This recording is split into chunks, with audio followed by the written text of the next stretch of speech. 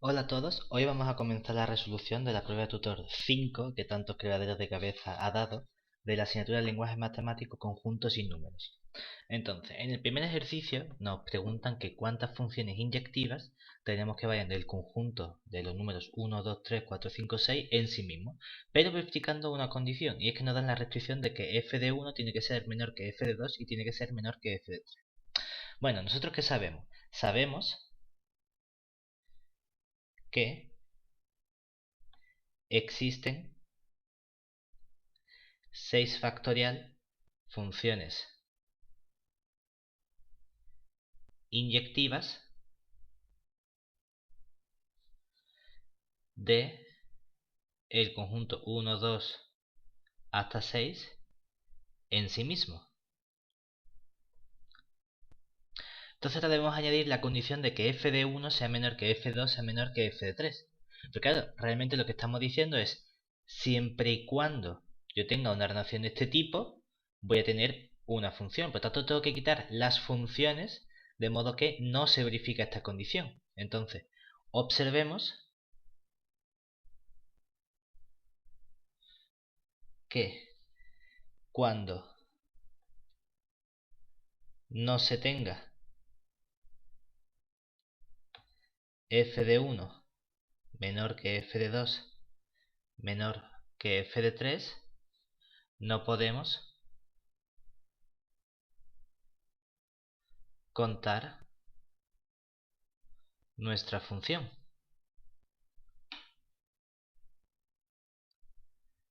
Pero, ¿de cuántas formas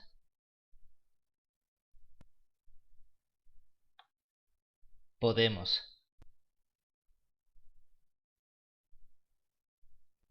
ordenar los elementos f de 1, f de 2 y f de 3? Precisamente de 3 factorial formas distintas, que son las veces que estamos repitiendo las funciones que nos interesan. Por lo tanto, la respuesta correcta sería 6 factorial entre 3 factorial, porque tenemos que quitar las funciones que no verifican que f de 1 sea menor que f de 2 menor que f de 3, y las estamos contando exactamente de 3 factorial formas distintas. Vamos ahora al siguiente ejercicio. En este ejercicio me dicen que cuántos conjuntos existen de 4 números naturales consecutivos verificando esta condición, de modo que el producto sea un cuadrado perfecto, y me dicen esta pista. Entonces, observemos que entonces cuando yo multiplique k por k más 1 por k más 2 por k más 3, que este es el producto de 4 naturales consecutivos, nos han dicho que k por k más 2 se calcula o se escribe como k cuadrado más 3k más 1 y todo eso más 1. Pero que k por k más 3 se escribe como k cuadrado más 3k más 1 menos 1. Y esto es una identidad notable, tengo aquí suma por diferencia, o sea que esto sería el cuadrado del primero, k cuadrado más 3k más 1, todo eso al cuadrado, menos el cuadrado segundo, que sería 1 al cuadrado, que es 1. Claro, el problema es que esto ya es un cuadrado perfecto.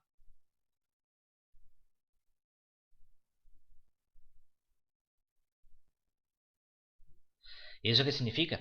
Que si aquí tengo un cuadrado perfecto y le resto 1, eso no me va a dar un cuadrado perfecto. El único caso es que para que esto sea un cuadrado perfecto es que salga 0. Es el único cuadrado perfecto que nos vale aquí. Porque si esto fuese un cuadrado perfecto cualquiera, 1 al cuadrado, 3 al cuadrado menos 1, ya no me sale cuadrado perfecto. El único caso en el que a restarle a un cuadrado perfecto 1 nos da otro es cuando hacemos 1 menos 1. Entonces, imponemos que esto tiene que valer 0 para que todo esto sea de nuevo, sea también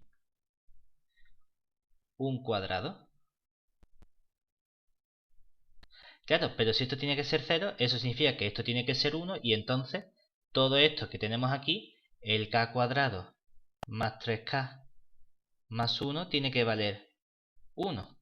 O lo que es lo mismo, de aquí sacamos que k cuadrado más 3k tiene que valer 0. Pero como esto factoriza como k por k más 3 y estamos hablando con números naturales, no pueden ser negativos, entonces deducimos que el valor de k tiene que ser exactamente 0. Y si la k vale 0, entonces la única opción es tomar los 4 números naturales consecutivos que sean el 0, el 1, el 2 y el 3. Para que el producto de los 4 sea el cuadrado perfecto, sería 0. Es decir, hay una única opción correcta, que sería esta que tenemos aquí. Vale, ejercicio 3. Este es más sencillo, nos piden el número de diagonales de un polígono regular de 13 lados. Entonces, sabemos que el número de diagonales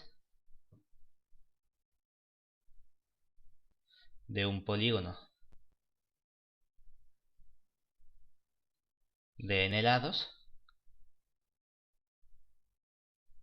viene dado por n sobre 2, que es lo mismo que n por n menos 1 entre 2. Por lo que en nuestro caso tenemos 13 sobre 2, que nos daría 13 por 12 entre 2, que es igual 13 por 6, que sería 78, que es la respuesta correcta. Y además tiene sentido porque pensemos que si tenemos los polígonos correspondientes, claro, para que haya una diagonal, si tenemos aquí los lados de mi polígono, entonces ¿qué ocurre? Que para la diagonal no puedo contar el lado. Es decir, si cojo este vértice ¿con cuántos otros vértices los puedo unir?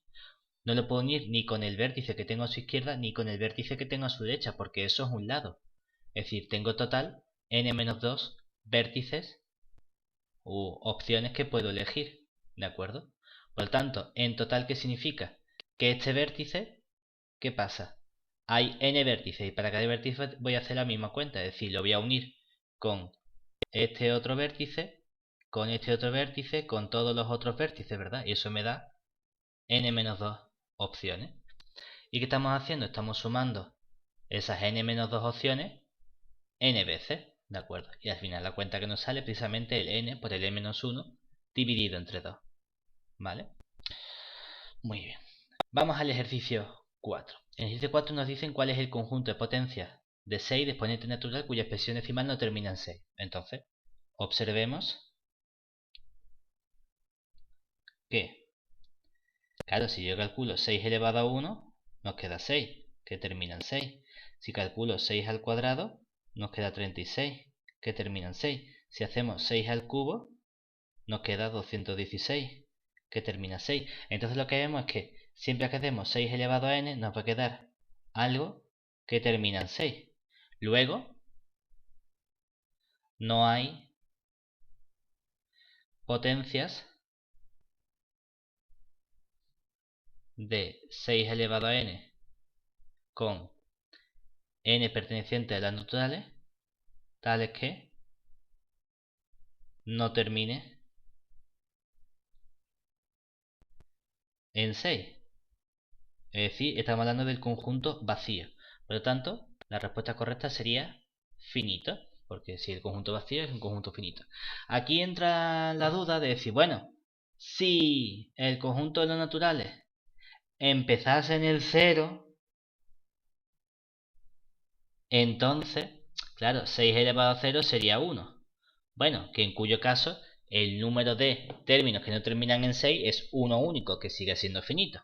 Aquí depende de si para nosotros los naturales empiezan, cuando estamos escribiendo aquí, en el 1 o empiezan en el 0. Depende del caso, pero en cualquier caso la respuesta sería un conjunto finito. Vale. Vamos al ejercicio 5. Nos piden indicar en cuántos ceros termina la expresión decimal del factorial de 1000 factorial. Si 100, 200 o ninguna de las otras dos. Entonces pensemos. Aquí que sabemos. Cuando hacemos 2 por 5, que nos da 10, obtenemos un 0.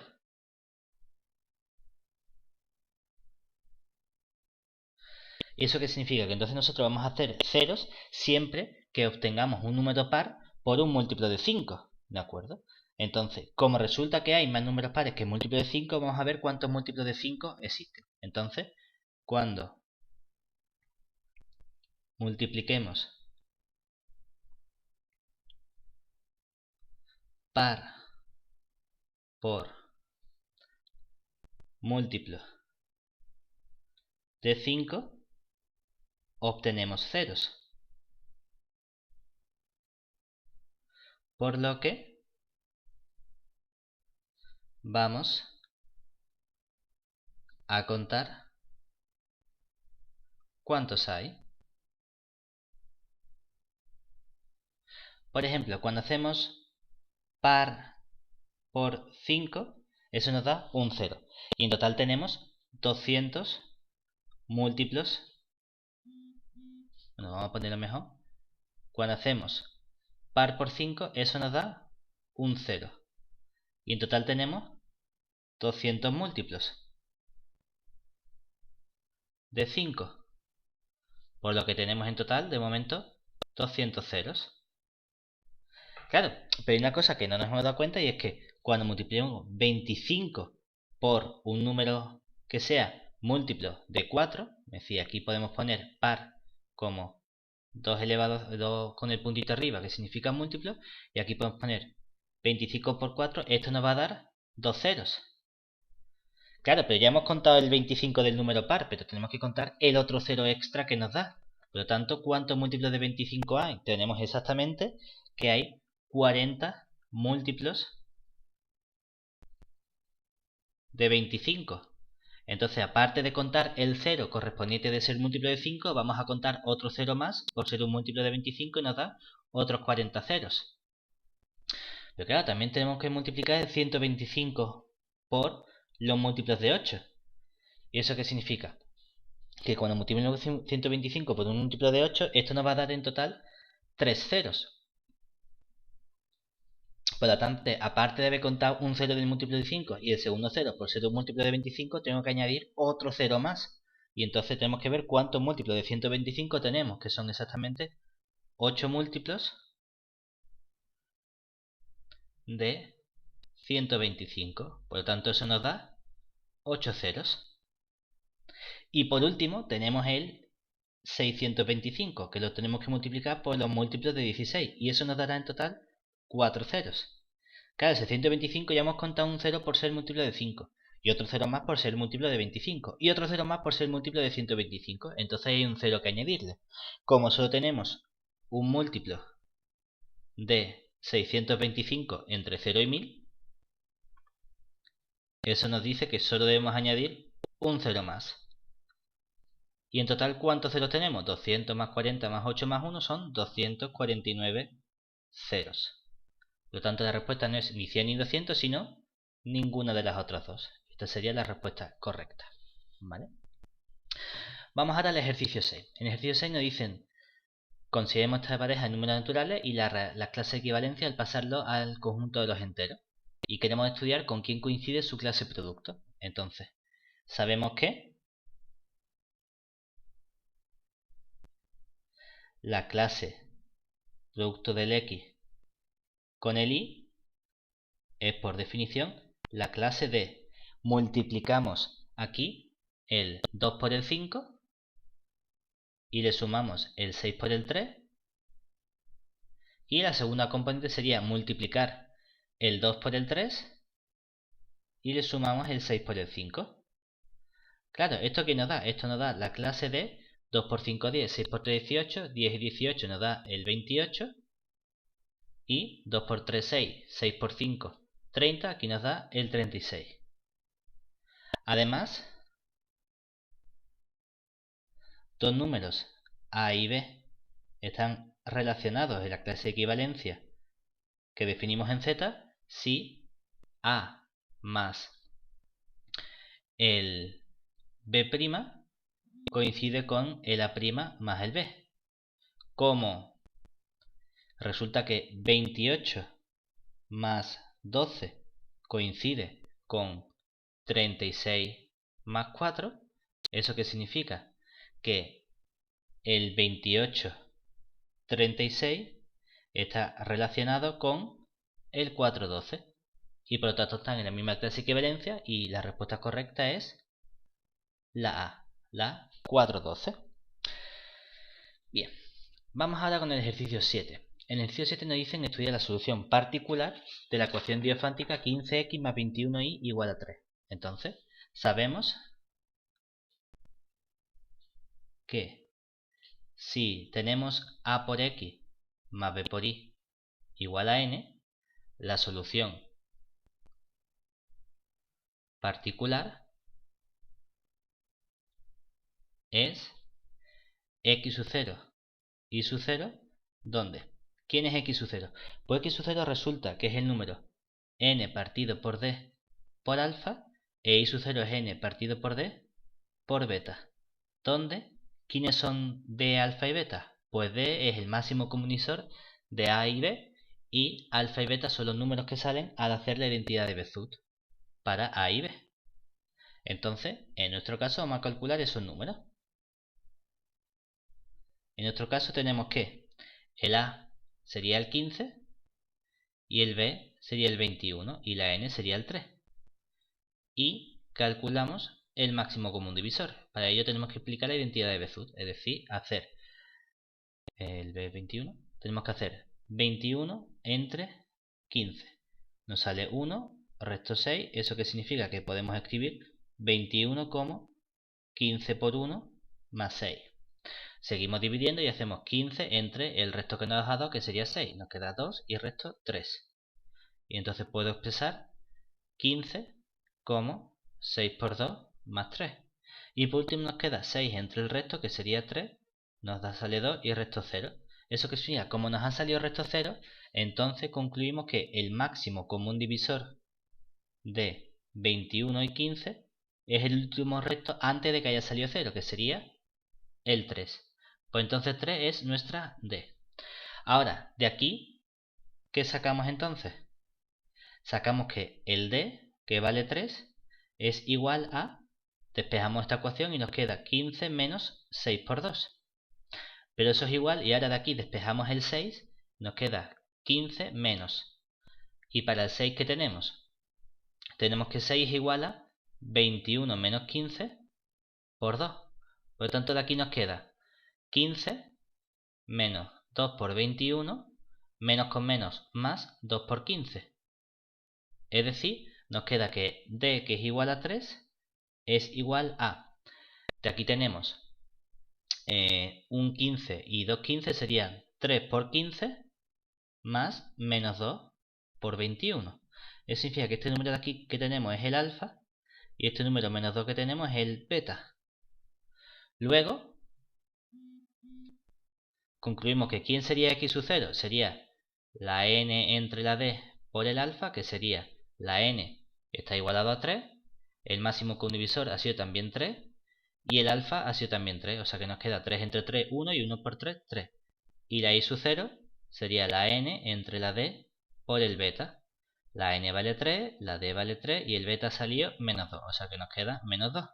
Por tanto, la solución particular es 3 y menos 2, que no es ni la primera ni la segunda, por tanto la respuesta correcta es ninguna de las otras. ¿Vale?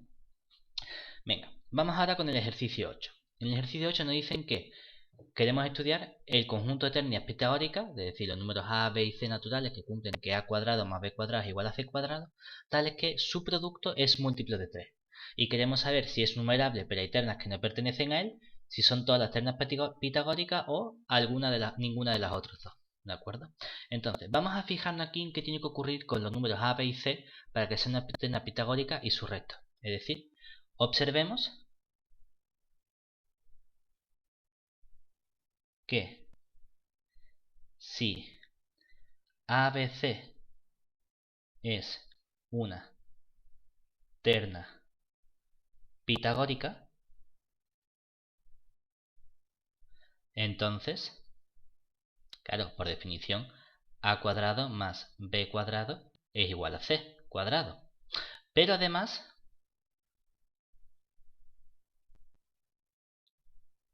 si son iguales, entonces, como son el mismo número, también tiene que tener el mismo resto al dividirlos entre 3. Es decir, a cuadrado más b cuadrado tiene que ser congruente con c cuadrado módulo 3.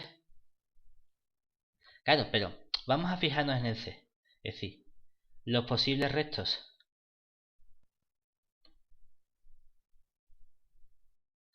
al dividir entre 3 son 0, 1, 2. Por lo que, ¿qué pasa si c es igual a un múltiplo de 3? 3 por k. Que entonces c al cuadrado es también congruente con 0 módulo 3. Pero ¿qué pasa si c es igual a 3k más 1? Que entonces cuando hacemos el cuadrado, el resto que me sale sigue siendo 1 módulo 3, porque el resto de términos son múltiplos de 3. ¿Y qué pasa si c es 3k más 2, si nos da resto 2? Claro, que entonces, cuando hacemos el cuadrado, esto sería 3k al cuadrado, que es múltiplo de 3, doble el primero por el segundo, también tengo múltiplo de 3, y el segundo al cuadrado, que sería 4. Pero el resto de dividir 4 entre 3 sigue siendo 1, módulo 3. ¿De acuerdo? Por lo tanto, veamos qué tiene que ocurrir en cada caso.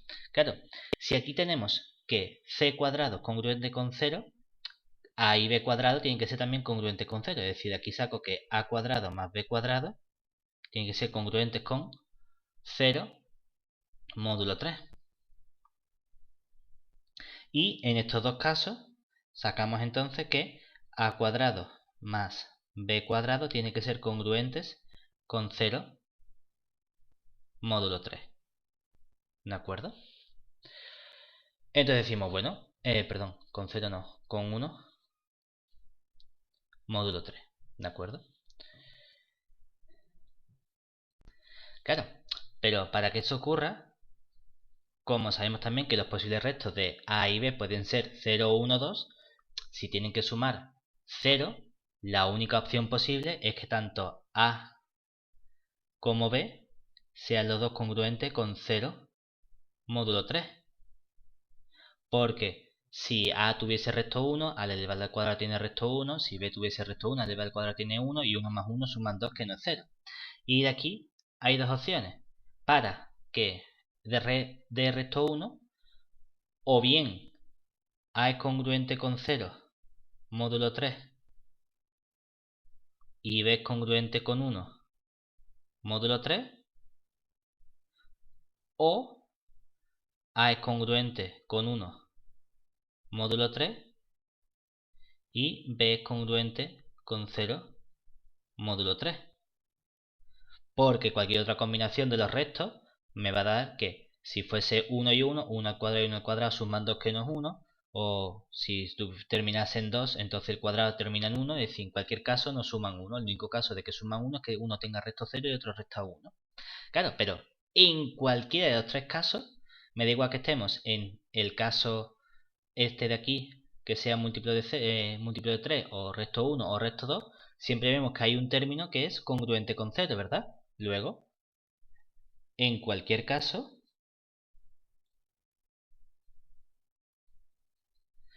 a por b por c es congruente con 0 módulo 3. Si estoy en el caso 1, es que entonces el c es el que me da congruente, por ejemplo. Vale, pues entonces a por b por c sale resto 0. O si estoy en el caso en el que el c me da resto 1, entonces o bien la a me da resto 0 o bien la b me da resto 0. En cualquier caso, tengo aquí un número 0 multiplicando. O si estoy en el caso en el que c me dé resto 2, entonces o bien la a me da resto 0 o bien la b me da resto 0. Por lo tanto, no hay ninguna terna pitagórica cuyo producto no sea múltiplo de 3. Por lo tanto, la respuesta correcta es que son todas las ternas pitagóricas. ¿De acuerdo? Muy bien. Vamos ahora con el ejercicio 9. En el ejercicio 9 queremos ver que nos dan dos sucesiones a sub n y b sub n de números naturales no nulos definidas de esta forma. Y queremos ver o bien si se cumple la primera opción o si se cumple la segunda o ninguna de las otras dos. Entonces, en este caso, nos va a salir que es la segunda. ¿Y por qué? Bueno, dice, bueno, que si A1 y B1 son primos entre sí, entonces lo son para todo. Y dice, bueno, vamos a ver si somos capaces de hacer una inducción. Si creemos que esto es cierto, tenemos que ser capaces, como depende sobre n, de hacer una inducción sobre el conjunto de naturales. Entonces, vamos a probar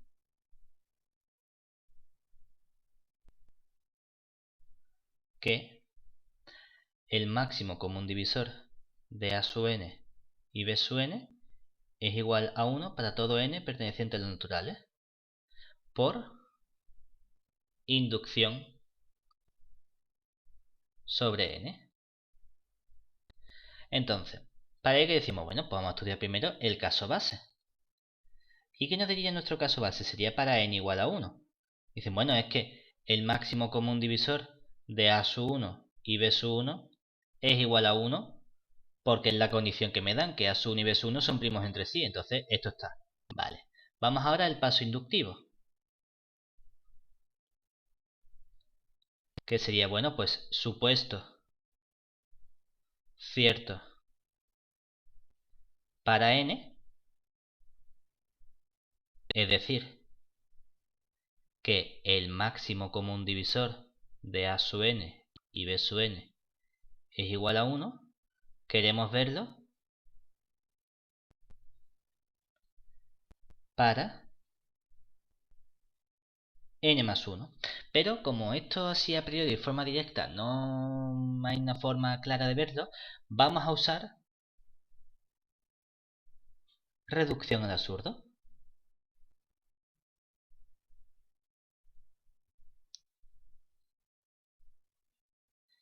Entonces, supongamos que existe un d mayor que 1 tal que el máximo común divisor de A sub n más 1 y B sub n más 1 es igual a d. Claro, pero entonces nosotros tenemos que d, por definición de máximo común divisor, divide al A sub n más 1. Pero a mí me han dicho que el A sub n más 1 era A sub n más 2 veces el B sub n. Pero entonces el d, por ser el máximo común divisor de los dos, también divide a B sub n más 1. Pero claro, entonces B sub n más 1 era B sub n más A sub n. Pero si el d divide a estos dos, es que entonces el d divide a la diferencia. También divide a A sub n más 1 menos B sub n más 1. Pero claro, ¿cuánto es A sub n más 1 menos B sub n más 1? A sub n menos A sub n fuera, 2B sub n menos B sub n. Esto queda B sub n. Pero entonces, si d divide a B sub n, entonces me vengo de esta expresión, de esta que tenemos aquí. Y eso significa que, como d divide a B sub n más 1, d divide a B sub n, entonces ¿qué pasa? Que d también divide a B sub n más 1 menos B sub n. Pero ¿quién es B sub n más 1 menos B sub n? Es A sub n. Pero si d divide a B sub n y d divide a A sub n, entonces eso no quiere decir que sea el máximo común divisor, sino que significa que d divide al máximo común divisor de A sub n y B sub n. Pero habíamos dicho que el máximo común divisor de B sub n y A sub n era 1. Pero d es un número mayor que 1. Entonces aquí tenemos una contradicción. Porque estamos diciendo que un número mayor que 1 divide a 1, lo cual no puede ser. ¿Y eso qué significa? Que tenemos una contradicción con lo que hemos supuesto. Es decir, lo que hemos supuesto era incorrecto. ¿Qué hayamos supuesto entonces incorrectamente? Que el máximo común divisor no era 1. Por lo tanto, el máximo común divisor tiene que ser 1, es decir, luego, máximo común divisor de A sub n y B sub n es igual a 1 para todo n perteneciente a las naturales, tal y como queríamos demostrar, por lo que la respuesta correcta es la B. Si lo son para el primero, también lo son siempre. Vale, vamos ahora con la última pregunta. En el día nos preguntan que cuántas parejas de números naturales existen de modo que su máximo común divisor sea 120 y la suma al cuadrado sea 300, 3, 4, 5, 6, 0, 0. Entonces, bueno, pues sean x, y pertenecientes a naturales, tales que nos dicen por un lado que el máximo común divisor de x y es igual a 120 y además x cuadrado más y cuadrado es igual a 345.600. Claro, pero del hecho de que el máximo común sea 120, eso lo que significa es que entonces el 120 divide a x. Y esto significa que existe un cierto número, vamos a llamarlo n perteneciente a los enteros o naturales, no exactamente igual, tal que puedo expresar x como 120 por n. Pero también significa que 120 divide a y. Y eso significa que existe un cierto número natural m, tal que y lo puedo escribir como 120 por m. Pero entonces nosotros tenemos que x cuadrado más y cuadrado, eso es igual a 120 n al cuadrado más 120 m al cuadrado, que es igual a 120 al cuadrado que multiplica a n cuadrado más m cuadrado. Y lo importante de esta n y esta m es que n, bueno, vamos a ponerlo así, es que el máximo común divisor de n y m es igual a 1. Porque si no fuese 1, entonces podríamos seguir dividiendo y 120 no sería el máximo común divisor. Pero nos han dicho que x cuadrado más y cuadrado era exactamente 345.600. Por lo tanto, lo que significa es que n al cuadrado más m al cuadrado es igual a 345.600 entre 120 al cuadrado. Que resulta que este número es un número muy sencillito que sale exactamente 24. Es decir, que nuestra ecuación se reduce a estudiar que n cuadrado más m al cuadrado sea igual a 24. Claro, el problema es que no hay ninguna solución de n cuadrado más m cuadrado igual a 24. Basta dar valores a n y m pertenecientes a los naturales para ver que no hay solución. En este caso porque es una solución sencilla, no es tan grande como 345.600. Por lo tanto, como no tiene solución, ni hay una sola pareja, ni hay una cantidad infinita numerable, es decir, la solución correcta es ninguna de las otras. Y con esto finalizamos la prueba de tutor 5.